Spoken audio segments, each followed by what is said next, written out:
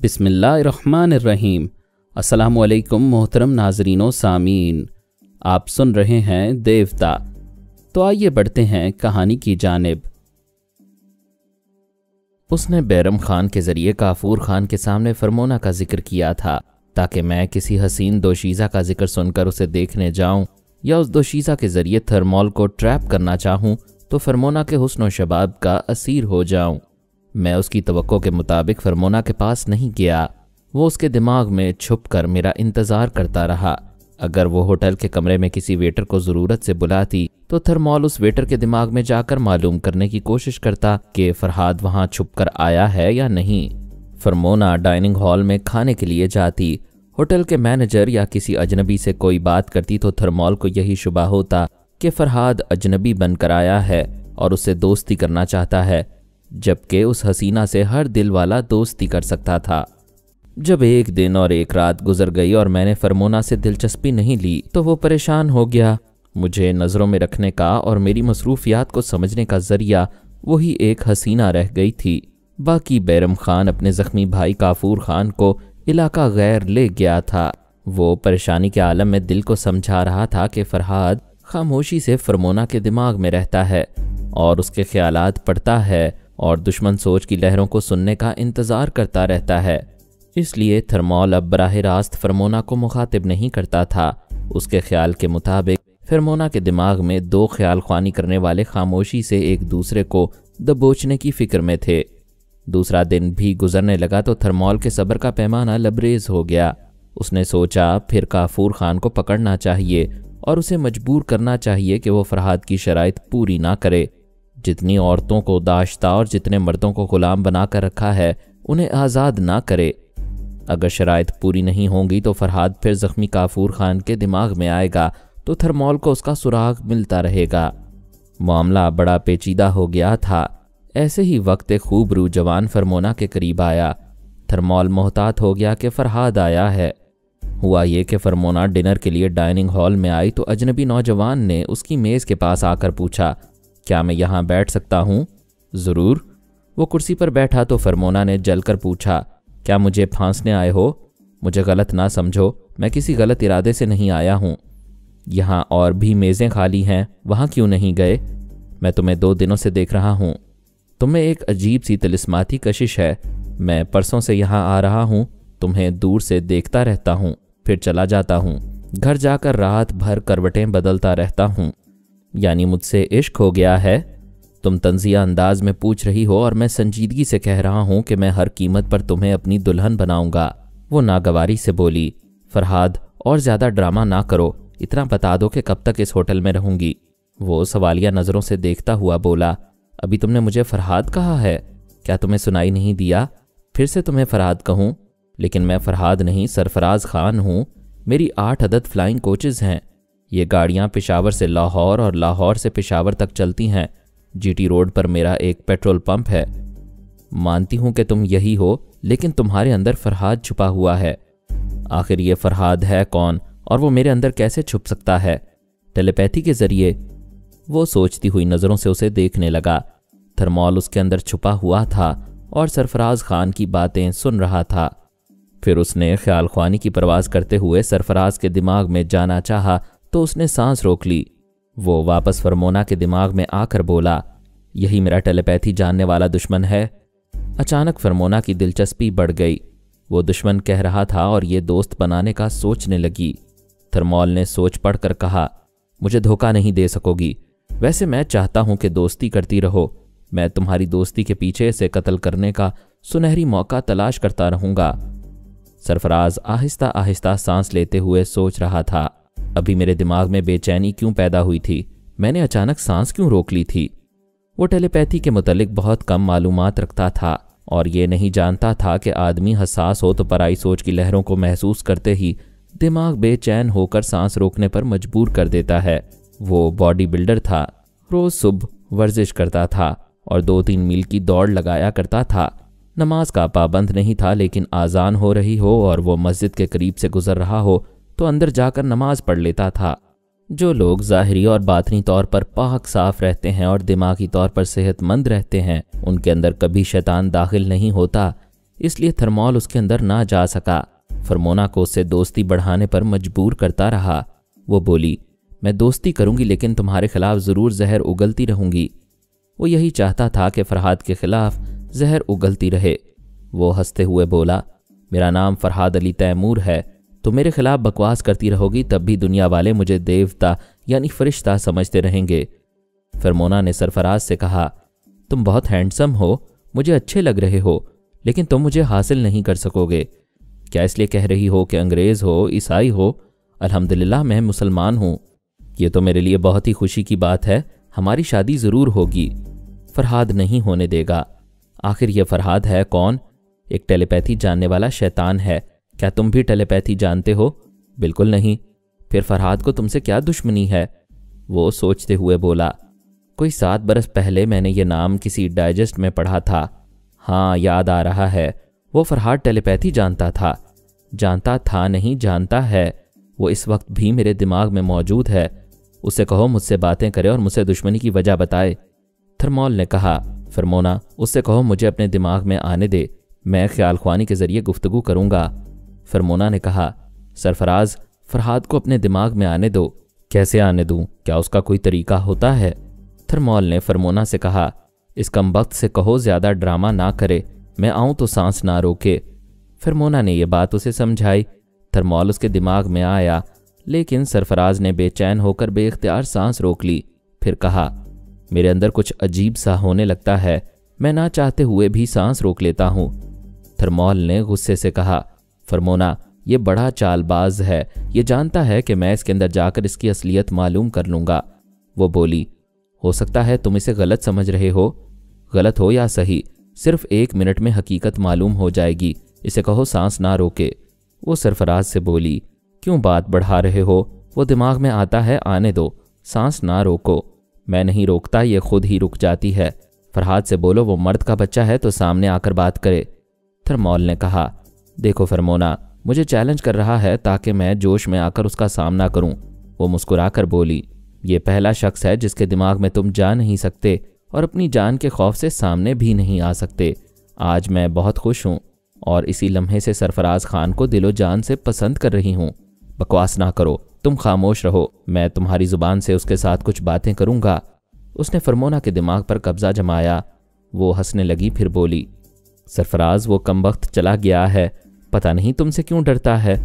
میں بھی حیران ہوں، ایک ٹیلی پیتھی جاننے والا مجھ سے ڈرتا کیوں ہے؟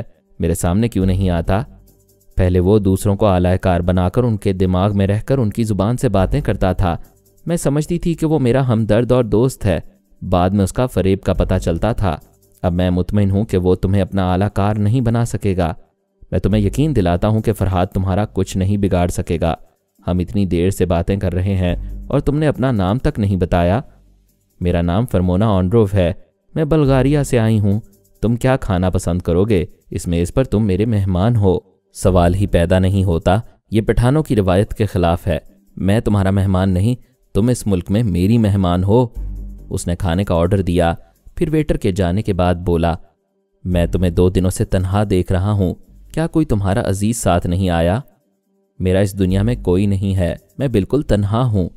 پھر ہوٹل میں کیوں ہو؟ میرے گھر چلو، میری والدہ تمہیں دیکھ کر بہت خوش ہوں گی۔ میں ضرور چلوں گی۔ اس سے پہلے ہمیں ایک دوسرے کو اچھی طرح سمجھنا چاہیے۔ کیا خیال ہے کھانے کے بعد کہیں چاندنی کا لطف اٹھانے چلیں؟ ضرور چلیں گے۔ میں ایسی جگہ جانا چاہتی ہوں جہاں تنہائی اور ویرانی ہو، ویرانے میں چاندنی کچھ اور ہی بہار دیتی ہے۔ بڑا ہی شاعرانہ خیال ہے۔ یہاں قریب ہی کچھ تاریخی کھنڈرات ہیں، وہ جگہ تمہیں پسند آئے گی۔ ویٹر کھانے کی ٹرالی لے آیا۔ تھرمال نے فرمونا کے دماغ کو آزاد چھوڑ کر کہا، اس کے ساتھ کھاؤ اور یہ جہاں لے جائے وہاں جاؤ۔ ابھی میرا دماغ تمہارے قبضے میں تھا، میں سن رہی تھی کہ تم اسے ویرانے میں لے جا رہے ہو، اس پر کوئی مصیبت لاؤ گے۔ تم اس کے ساتھ ہمدردی کرتی رہو، لیکن ہوگا وہی جو میں تمہارے ذریعے کر رہا ہوں۔ پلیز مجھے بتاؤ کیا کرنا چاہتے ہو؟ میرے چند کرائے کے گنڈے اسے زخمی کریں گے، اس کے بعد یہ سانس نہیں روک سکے گا۔ میں اس کے اندر گھس کر اس کی اصلیت معلوم کر لوں گا۔ اگر یہ میرا دشمن ثابت ہوگا تو میں اسے وہیں قتل کروا دوں گا، اگر کوئی غیر متعلقہ شخص نکلا تو زندہ چھوڑ دوں گا۔ وہ یہ سن کر پریشان ہو رہی تھی۔ اس نے کہا، چہرے سے پریشانی ظاہر نہ کرو، اس کے ساتھ مسکراتی اور کھاتی رہو، میں جال بچھانے جا رہا ہوں۔ तुम अपनी प्लानिंग मुझ पर जाहिर करके जा रहे हो। क्या ये नहीं जानते कि मैं इसे बचाने की कोशिश करूंगी? इसे खतरे से आगाह कर दूंगी। बेशक कर दो। मेरा जो दुश्मन है वो बेहद चालाक है, अपनी सलामती का रास्ता निकाल लेता है। उसकी बस एक ही कमज़ोरी है, ये हुस्न शबाब का दीवाना है। इस पर आफत आने के बाद भी तुम्हारे जैसी आफत को हासिल करने से बाज नहीं आएगा। इसलिए मैंने सैकड़ों हज़ारों हसीनाओं में से तुम्हारा इंतखाब किया था। ये तुमसे जुदा नहीं होगा, तुम्हारी खातिर खतरात से खेलता रहेगा और मेरी नज़रों में रहा करेगा। थर्मॉल चला गया। फरमोना का दिल ये सुनकर सरफराज से और ज़्यादा मोहब्बत करने लगा कि वो खतरात से खेलता रहेगा लेकिन उसका साथ नहीं छोड़ेगा। वो इतनी बड़ी दुनिया में ऐसा ही जांबाज साथी चाहती थी। उसने खाने के दौरान कहा, सरफराज, क्या तुम्हें अंदाज़ा है कि मेरी वजह से मुसीबत में गिरफ्तार होने वाले हो? हत्ता कि तुम्हारी जान भी जा सकती है। ये एक जान तुम्हारे लिए जाए, इसे जाना ही चाहिए, ये तुम्हारे लिए है। वो खुश होकर बोली, तुमने मेरा दिल जीत लिया है। तुम्हारा वो दुश्मन भी यही कह रहा था कि मेरे लिए तुम खतरात से खेलते रहोगे। क्या वो दुश्मन फरहाद मौजूद है? नहीं, किराए के गुंडों के पास गया है। हम चांदनी का लुत्फ उठाने जहाँ जाएंगे वहाँ वो गुंडे आकर तुम्हें नुकसान पहुँचाएंगे। वो हंसते हुए बोला, ताज्जुब है, क्या वो हमें होशियार करके अपनी प्लानिंग पर अमल कर रहा है? ये बात कुछ पल्ले नहीं पड़ी। अभी ये सोचने का वक्त नहीं है कि वो क्यों ऐसा कर रहा है। अपने बचाव की तदबीर करो। सीधी सी तदबीर ये है कि मैं घर में छुप कर बैठ जाऊं और ये बुज़दिली हमारे खून में नहीं है। क्या तुम जानबूझकर मेरे साथ आउटिंग के लिए जाओगे? तुम सिर्फ इतना बता दो कि फरहाद तुम्हारी जान को नुकसान पहुंचा सकता है या नहीं। अगर वो तुम्हें नुकसान नहीं पहुंचाएगा तो तुम्हारे साथ पुल सिरात से भी गुजर जाऊंगा। खुदा की कसम, मैं भी तुम्हारे लिए जीऊंगी और तुम्हारे लिए मरूंगी। बस किसी तरह उस शैतान से मेरी जान छुड़ा दो। खुदा उसकी मदद करता है जो अपनी मदद आप करते हैं। इत्मीनान रखो, जिद्दोजहद हमारी होगी और कामयाबी अल्लाह ताला देगा। वो खाने के बाद होटल से बाहर आए। सरफराज खान ने मर्सिडीज़ का अगला दरवाज़ा खोला। वो बैठ गई। वो दरवाज़ा बंद करके स्टीयरिंग सीट पर आ गया। गाड़ी को स्टार्ट करके पार्किंग एरिया से बाहर निकालने लगा। वो बोली, मैं बुज़दिल नहीं हूँ मगर तुम्हारे लिए परेशान हूँ। क्यों परेशान हो? मैं तुम्हें खोना नहीं चाहती। मैं भी तुमसे महरूम रहना नहीं चाहता। दिन रात तुम्हें सांसों के करीब रखना चाहता हूँ। दिल से परेशानी निकालो। मुसीबत आ रही हो तो पूरे हौसले के साथ हाजिर दिमाग रहना चाहिए। जो दिमाग से काम नहीं लेते उन पर मुसीबतें गालिब आ जाती हैं। थर्मॉल फरमोना के पास आ चुका था। उसने कहा, देखो ये बिल्कुल फरहाद के अंदाज में बोल रहा है। फरमोना ने हैरानी से पूछा, फरहाद के अंदाज में? तुम कौन हो? क्या फरहाद नहीं हो? वो गड़बड़ा गया। बेदहानी में ऐसा कह गया था। फिर जल्दी से बातें बनाते हुए बोला, मैं फरहाद हूँ। दरअसल ये कहना चाहता था कि मेरा दुश्मन इसी अंदाज में गुफ्तगू करता है। ये अपनी असलियत छुपा रहा है मगर बातों से पहचाना जा रहा है। सरफराज के फरिश्तों को भी ये इल्म नहीं था कि दुश्मन उसे मुख्तलिफ पहलुओं से फरहाद समझ रहा है। वो माकूल रफ्तार से ड्राइव करता जा रहा था। फरमोना बार बार पीछे पलटकर देख रही थी। कुछ गाड़ियां तेज़ी से आती थीं, फिर उन्हें ओवरटेक करती हुई आगे चली जाती थीं। कुछ गाड़ियां पीछे ही किसी रास्ते पर मुड़ जाती थीं। यूनिवर्सिटी रोड के बाद गाड़ियों की तादाद कम हो गई। फरमोना ने पूछा, कहाँ जा रहे हो? वो बोला, आगे चंद मील के फासले पर इलाका गैर है। यहाँ से रास्ता सुनसान होता जा रहा है। तुम्हारे दिमाग में आने वाले फरहाद की आरजू पूरी कर रहा हूँ। उसके गुंडे मुझे वीरानी में घेरना चाहते हैं। अब घेरने वाली गाड़ियां नजर आ रही थीं। एक आगे जा रही थी, दूसरी ताकुब में आ रही थी। थोड़ी दूर तक वो गाड़ियां इस अंदाज में दौड़ती रहीं तो यकीन हो गया कि दुश्मन आगे पीछे से रास्ता रोकने वाले हैं। फिर थर्मॉल ने भी कहा, फरमोना, अपने आशिक से कहो कि वो गाड़ी रोक दे। उसने पूछा, क्या आगे पीछे तुम्हारे किराए के टट्टू हैं? हाँ, अब कोई सवाल ना करो, गाड़ी रुकवा लो। वो बोली, सरफराज, वो मेरे दिमाग में है और गाड़ी रोकने के लिए कह रहा है। हमारे आगे पीछे दुश्मनों की गाड़ियां हैं। सरफराज ने यकलख्त गाड़ी की रफ्तार बढ़ाई, जिसके नतीजे में आगे पीछे वाली गाड़ियों की भी रफ्तार बढ़ गई। उसने दरियाए काबुल के पुल पर से गुजरने के बाद अचानक ब्रेक लगाई। मर्सिडीज आहिस्ता आहिस्ता रुकते हुए वापस घूम गई। सरफराज ने गोद में रखे हुए रिवॉल्वर को उठाकर पीछे आने वाली गाड़ी का निशाना लिया। पै दर पै 3 फायर किए। एक पहिया जोरदार आवाज से फटा, उसके साथ ही वो गाड़ी बेकाबू हो गई, एक तरफ घूम गई, पुल की रेलिंग को तोड़ती हुई दरियाए काबुल की मुंह जोर लहरों में चली गई। वो बड़ी फुर्ती दिखा रहा था, गियर बदलकर फिर उसी पुल पर से गुजरता जा रहा था। पहले जो गाड़ी आगे जा रही थी अब वो पीछे आने लगी थी। उन्होंने अपने साथियों का अंजाम देख लिया था, इसलिए काफ़ी फासला रखकर ताकुब कर रहे थे।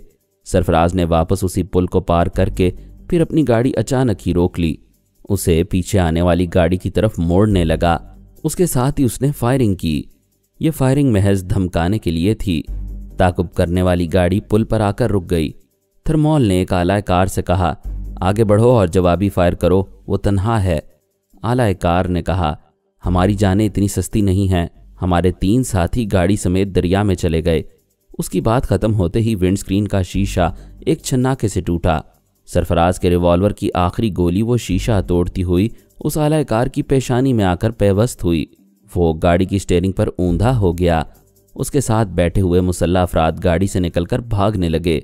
थर्मोल ने कहा, रुक जाओ, कहाँ जा रहे हो?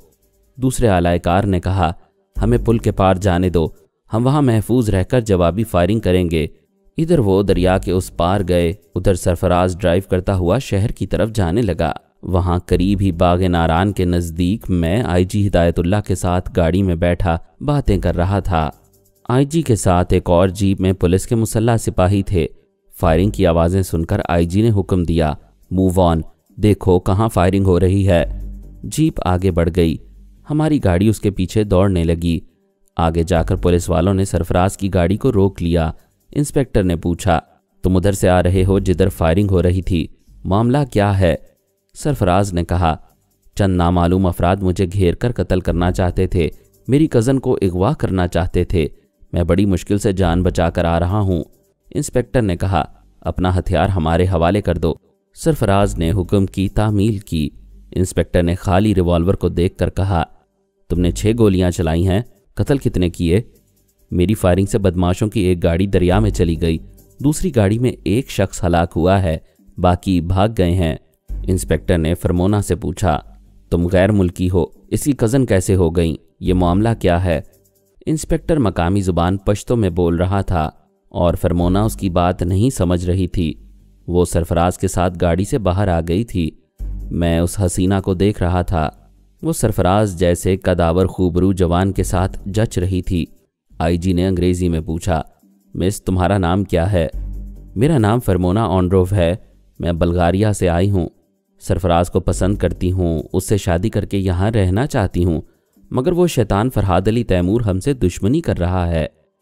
जिस इज्जत से वो मेरा जिक्र कर रही थी उसे सुनकर मैंने उसे हैरानी से देखा, फिर उसके चोर ख्यालात पड़ने लगा। आईजी ने मुझे कनखियों से देखकर कहा, मिस्टर फरमोना, फरहाद साहब का नाम इज्जत से लो, वो हमारे लिए रहमत का फरिश्ता है। आपके लिए होगा, मेरे लिए वो जालिम और बदकार है। तुम्हें उससे क्या शिकायत है? मेरी शिकायत सुनकर आप उसे दूर नहीं कर सकेंगे। वो टेलीपैथी जानने वाला अपनी मनमानी करता रहेगा। अचानक ही आईजी ने अपना रिवॉल्वर निकालकर सरफराज को निशाने पर रखते हुए कहा, हाँ, मैं अपनी मनमानी करता हूँ और करता रहूँगा। अभी तुम्हें ज़ख्मी करके तुम्हारी असलियत मालूम करूँगा। थर्मोल बड़ी देर से फरमोना के दिमाग में रहकर आईजी और इंस्पेक्टर की बातें सुन रहा था। वो किराए के गुंडों के जरिए सरफराज को नुकसान पहुंचाने में नाकाम रहा था। गुंडे काम ना आए, अब पुलिस का बड़ा अफसर ये मसला हल कर सकता था, इसलिए वो आईजी के दिमाग पर हावी होकर सरफराज को जख्मी करना चाहता था। मैं भी आईजी के दिमाग पर हावी हो गया। उसके रिवॉल्वर की नाल नीची हो गई। थर्मोल ने यह देखकर पूरी तरह दिमाग पर कब्जा जमाना चाहा, लेकिन मेरी सोच की लहरें उसे आईजी पर मुसल्लत होने से रोक रही थीं। बेचारा सरफराज ये नहीं देख सकता था कि उसके सामने जिंदगी की कैसी कशमकश जारी थी। वो दुश्मन की कोशिश से मर सकता था और मेरी कोशिश उसे नई जिंदगी दे सकती थी। उसने बड़ी जवां मर्दी और जंगजूई से गुंडों को मार भगाया था, लेकिन पुलिस के बड़े अफसर की गोली से बचना नामुमकिन था। जबकि अपना खाली रिवॉल्वर भी इंस्पेक्टर के हवाले कर चुका था, लेकिन जो जवां मर्द होते हैं मुकद्दर उनका साथ देता है। मैंने आईजी को रिवॉल्वर वापस रखने पर मजबूर कर दिया। अभी वो रिवॉल्वर जेब में रख रहा था कि इंस्पेक्टर ने अपने होल्स्टर से रिवॉल्वर निकाला। मुझे ये समझने में देर नहीं लगी कि दुश्मन उस इंस्पेक्टर को आला कार बना रहा है। میں نے آئی جی کے ہاتھوں سے فوراً ہی گولی چلائی۔ انسپکٹر کے ہاتھ سے ریوالور چھوٹ کر زمین پر آ گیا۔ پھر آئی جی نے میری مرضی کے مطابق انسپکٹر سے کہا، میری اجازت کے بغیر تم مسٹر سرفراز کو ریوالور سے نشانہ بنا رہے تھے؟ وہ الرٹ ہو کر بولا، سر میں بے اختیار ہو کر ایسا کر رہا تھا۔ آئی جی نے تائید کی، بے شک تھوڑی دیر پہلے میں بھی اپنے اختیار میں نہیں تھا۔ ایک دشمن ٹیلیپیتھی جاننے والا ہمارے ذریعے مسٹر سرفراز کو قتل کرنا چاہتا ہے۔ فرمونا پشتو کی زبان نہیں سمجھ رہی تھی۔ اس نے حالات کو دیکھتے ہوئے کہا، آفیسر آپ تسلیم کر لیں کہ یہ تمام مجرمانہ حرکتیں فرحاد کر رہا ہے۔ آئی جی ہدایت اللہ نے کہا، فرحاد تمہیں اور مسٹر سرفراز کو دشمن ٹیلیپیتھی جاننے والے سے بچا رہا ہے۔ ابھی انسپکٹر کا ریوالور میں نے نہیں، میرے ذریعے فرحاد نے گرایا ہے، لیکن میرے دماغ میں جو فرحاد آتا ہے وہ مجھے بلغاریہ سے پریشان کرتا آ رہا ہے۔ وہ مجھے جبرن یہاں لایا ہے، میرے ذریعے اپنے کسی خیال خوانی کرنے والے دشمن کو قتل کرنا چاہتا ہے۔ یہاں اس شہر میں خیال خوانی کرنے والا ہمارا فرحاد علی تیمور ہے۔ اس نے تمہیں آج ہی دیکھا ہے۔ بلغاریہ سے تمہیں ٹریپ کر کے لانے والا کوئی دشمن ہے اور وہ خود کو فرحاد ظاہر کر رہا ہے۔ پھر آئی جی نے انسپکٹر سے کہا، یہاں جو فائرنگ ہوئی اور بندے ہلاک ہوئے ہیں ان کے خلاف تھانے میں رپورٹ درج کرو کہ چند نامعلوم دہشت گرد ایک غیر ملکی لڑکی کو اغوا کر کے لے جانا چاہتے تھے۔ پولیس کی کاؤنٹر فائرنگ سے کچھ بدماش ہلاک ہو گئے ہیں۔ یہ نوجوان بے قصور ہے، اسے جانے دو۔ سرفراز شکریہ ادا کر کے فرمونا کے ساتھ جانے لگا۔ آئی جی نے سوچ کے ذریعے پوچھا، مسٹر فرحاد ابھی میں نے اس نوجوان کو بے قصور کہا ہے اور اسے جانے کی اجازت دے رہا ہوں، کیا آپ نے یہ فیصلہ میرے دماغ میں کیا ہے؟ میں آئی جی کے پاس تھا۔ دشمن ٹیلیپیتھی جاننے والا کافور خان کے ذریعے یہ جانتا تھا کہ ارسلان نامی شخص ہی فرحاد ہے، اور اب مجھے آئی جی اور دوسرے پولیس والوں کے ساتھ دیکھ کر یہ نہ سمجھ سکا کہ میں ہی وہ ارسلان ہوں۔ وہاں جو کچھ ہو رہا تھا اس دوران میں خاموش رہا تھا تاکہ دشمن میری آواز اور لہجے سے مجھے ارسلان کی حیثیت سے نہ پہچان لے۔ وہ یہ جانتا تھا کہ فرحاد ہی ارسلان بن کر مرجینہ کی زندگی میں آیا تھا اور آج بھی پشاور شہر میں موجود ہے۔ البتہ اب وہ خود کو سرفراز کہہ رہا ہے اور حسین فرمونا کا محافظ بنا ہوا ہے۔ میں نے آئی جی سے کہا، میں نے ہی آپ کی زبان سے یہ فیصلہ سنایا ہے کہ سرفراز بے قصور ہے۔ آپ موجودہ فائرنگ کے سلسلے میں اسے تھانے اور پولیس کے چکر میں نہ ڈالیں۔ انسپکٹر سپاہیوں کے ساتھ جائے واردات کی طرف گیا۔ میں نے آئی جی کے ساتھ شہر کی طرف جاتے ہوئے کہا، ابھی فرحاد صاحب نے مجھے بتایا ہے کہ انہوں نے فرمونا کے خیالات پڑھے ہیں۔ اس لڑکی کے ساتھ بڑے پریشان کن حالات پیش آتے رہے ہیں۔ یہ لڑکی ہمارے لیے قابل احترام ہے۔ اس نے یہودیت کو چھوڑ کر اسلام قبول کیا۔ اس کے باپ نے مسلمان بن جانے کی بہت بڑی سزا پائی ہے۔ اسے قتل کرنے والے یہودیوں کو ایک نامعلوم ٹیلیپیتھی جاننے والے نے ہلاک کر دیا ہے، لیکن وہ فرمونا کو اپنی معمولہ بنا کر یہاں لے آیا ہے۔ آئی جی نے پوچھا، یہ ٹیلیپیتھی جاننے والا کون ہے؟ پتہ نہیں کون ہے، ویسے کوئی بھی ہو فرحاد صاحب سے چھپ نہیں سکے گا۔ ہم باتیں کرتے ہوئے ہوٹل ڈین میں آئے۔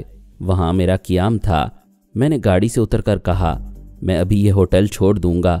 اس اجنبی خیال خوانی کرنے والے کو میرا نام معلوم ہے۔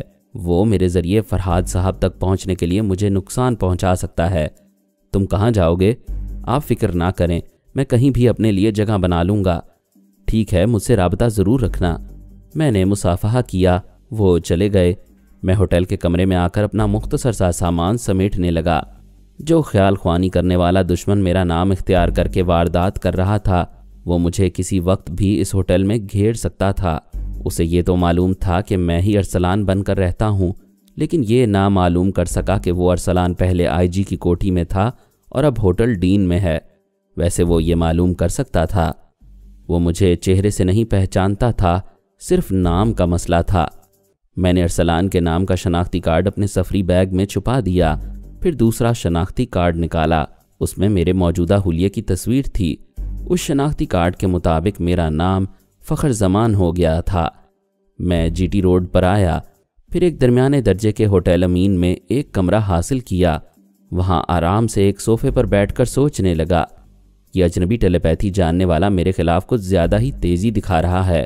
ایک بار مجھے قتل کرنے کے لیے کافور خان اور بیرم خان کو ذریعہ بنایا، اور اب فرمونا آنڈروف کے ذریعے میری موت بننا چاہتا ہے۔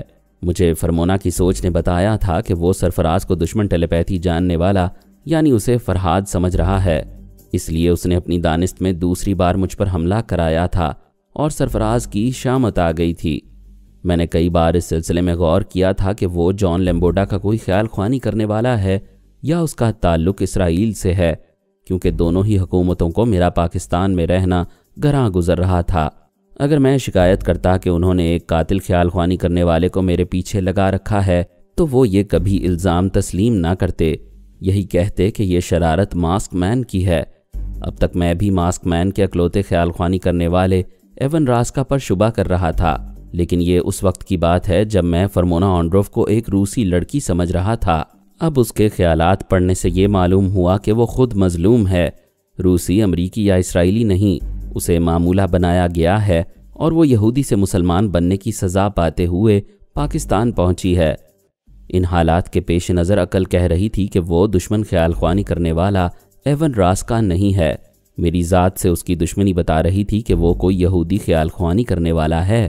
میں اس معاملے پر غور کر رہا تھا، ایسے وقت لیلا نے آ کر کہا، علی ہوا کی رفتار سے زیادہ تیز ہے، وہ تمام گولڈن برینز کے دلوں اور دماغوں کو تسخیر کر چکا ہے، اسے بہت جلد ایک گولڈن برین ایڈگر کی جگہ دے دی جائے گی۔ میں نے کہا، یہ خوشخبری اس کی سونیا ماما کو سناؤ۔ وہ چلی گئی۔ میں نے علی کے پاس آ کر کوڈ ورڈز ادا کیے، پھر اسے شاندار کامیابی پر مبارکباد دی۔ اس وقت وہ اپنے سسر راجر موس سے گفتگو کر رہا تھا۔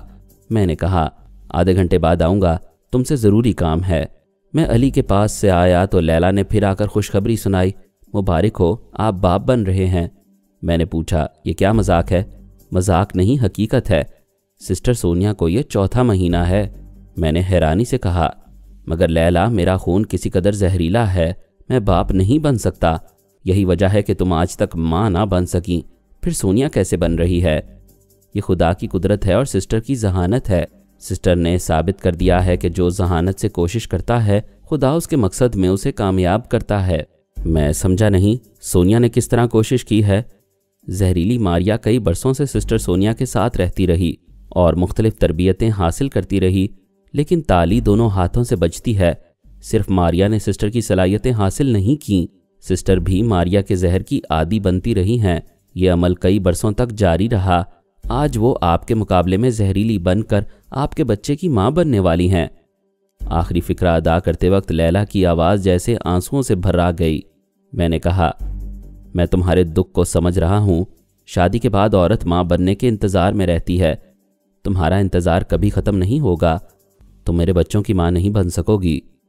وہ بولی، مجھ میں سسٹر جیسا حوصلہ نہیں ہے، میں زہر کی ننھی سی بوند کا عشر عشیر بھی برداشت نہیں کر سکوں گی۔ سسٹر کو تو یقین تھا کہ وہ زہر کو شکست دے دیں گی، مجھے یقین ہے کہ یہی کوشش میں کروں گی تو یہ سراسر خودکشی ہوگی۔ جو بات تمہارے لیے انہونی ہے اس کے لیے غم نہ کرو، میں اس پر راضی ہوں جو خدا کو منظور ہے۔ آپ کو ابھی سسٹر کے پاس جانا چاہیے، میں پھر آؤں گی۔ وہ چلی گئی۔ میں نے سونیا کے پاس آ کر کوڈ ورڈز ادا کیے۔ وہ بابا فرید واسطی مرحوم کے حجرے میں فرش پر 2 زانو بیٹھی ہوئی تھی، ابھی عبادت سے فارغ ہوئی تھی۔ میرے آتے ہی وہ سر جھکا کر شرمانے اور مسکرانے لگی۔ میں نے کہا، مجھے یقین نہیں آ رہا ہے سونیا۔ وہ کچھ نہ بولی۔ میں اس کے خیالات پڑھنے لگا۔ لیلا نے درست کہا تھا کہ وہ ماریا کے ذریعے اس حد تک زہریلی ہو گئی تھی کہ اب میرے بچے کی ماں بننے والی تھی، اور مجھے یہ بات آج معلوم ہوئی کہ بابا فرید واسطی مرحوم نے اپنی زندگی میں پیشین گوئی کر دی تھی کہ اس کا بے وفا محبوب اسے جیون ساتھی کے طور پر ملے گا، اور میں اسے حاصل ہو چکا تھا۔ یہ بھی انہوں نے فرمایا تھا کہ سونیا 2 بار حجرے میں آئے گی، ایک بار 6 ماہ کے لیے جب وہ ماں بنے گی، دوسری بار 6 دن کے لیے جب وہ اپنی زندگی کی آخری سانسیں ختم کر رہی ہوگی۔ سونیا ایک ایسا زندہ جاوید کردار ہے کہ اس کی موت کا تصور کرنے کو بھی جی نہیں چاہتا، لیکن موت برحق ہے، ایک دن سب کو ہی فنا ہونا ہے، وہ بھی ہو جائے گی۔ فی الحال یہ خوشی کا مقام تھا کہ اس کی گود بھرنے والی ہے۔ جب میں نے خیالات پڑھ لیے تو وہ بولی، میرے بابا نے کہا تھا 6 ماہ تک کوئی اس حجرے میں نہیں آئے گا، کوئی مجھ سے باتیں نہیں کرے گا، صرف تم الگ صبا بلا ناغا میرے پاس آیا کرو گے، مجھے فجر کی آذان سنایا کرو گے، آذان سنا کر ایک باپ کا فرض ادا کرو گے، پھر میں وضو کر کے نماز کے لیے کھڑی ہو جاؤں تو تم چلے جاؤ گے۔ بس اتنی ہی مختصر سی ملاقات کی اجازت ہے، پلیز اب چلے جاؤ۔ میں اپنی جگہ دماغی طور پر واپس آ گیا۔ ہوٹل کے کمرے میں گہری خاموشی تھی، मैं दुश्मन ख्याल ख्वानी करने वालों की चालों से बचने के लिए इस मामूली से होटल में आया था। मुझे उम्मीद थी कि इसराइली और अमरीकी टेलीपैथी जानने वालों को टटोलते हुए उस शख्स तक पहुंच जाऊंगा जो फरमोना के ज़रिए मुझे फांसने और कत्ल करने की 2 बार नाकाम कोशिशें कर चुका है। अब उसकी जड़ों तक पहुंचना लाजमी हो गया था, वरना तीसरी बार वो अपने इरादे में कामयाब हो सकता था। उसके लिए मैं फिर एक बार अली तैमूर के पास आया। मैं और मेरे साथी ख्याल ख्वानी के वक्त मोहतात रहते थे, किसी के दिमाग में पहुंचते ही उसे मुखातिब नहीं करते थे। जब वो सांस रोकने लगता तो हम कोड वर्ड्स अदा करते थे। डॉक्टर मोहम्मद उनीब सलीमी के साथ मज़ीद अक़सात सुनने के लिए हमारे चैनल का सब्सक्राइबर बनें और साथ ही बेल आइकन को क्लिक करें ताकि आपको हर आने वाली नई वीडियो के मुतालिक नोटिफिकेशंस मिलती रहें। हमारी वीडियोस को लाइक और शेयर करें और हमें अपनी दुआओं में याद रखिएगा। ISI और पाक आर्मी जिंदाबाद, पाकिस्तान पाइंदाबाद। हम फिर मिलेंगे इंशाअल्लाह एक नई किस्त के साथ। तब तक के लिए अल्लाह हाफिज़।